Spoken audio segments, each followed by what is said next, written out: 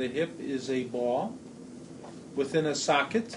You no longer have cartilage lining the head of your femur or the socket. And as a result, bone is rubbing on bone. And the net result are the symptoms with which you presented to me today. You're past the point of non-operative care. I asked you initially to use non-steroidal anti-inflammatories, to engage in recreational and fitness activities, to lose some weight. And now, no longer are you enjoying any benefits from the non-operative program. I want to talk to you today about total hip replacement. In a total hip replacement, the socket is reshaped, a metallic shell is placed into the acetabulum cup, and a plastic liner is positioned. In a total hip replacement, a stem is placed into the marrow cavity of the femur, a ball is placed on top of the stem, and your new hip joint is a ball on polyethylene or plastic.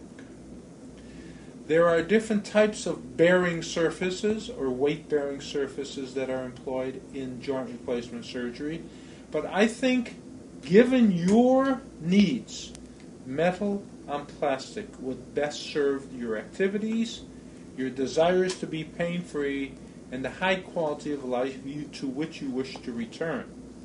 The blood loss is controlled by several means, including electrocoagulation. During the course of the hospitalization, you would go through the surgery and the rehabilitation with your stay in the hospital about 2 to 3 days on average. The 10 out of 100 patients require blood after a hip replacement, and we're asking you to donate a unit of your blood before the hip surgery. We do use special drains in conjunction with the surgery, which allow us to recapture your own blood and give it back to you. But it's still good practice to have blood available. In order to diminish the risk, the inherent risks of a joint replacement, you will be given antibiotic prophylaxis during the surgery and for 24 hours thereafter. And I'm going to ask you to use a blood thinner called Coumadin for up to 6 weeks to diminish the chance of developing a blood clot or to prevent it from traveling outside the leg should it occur.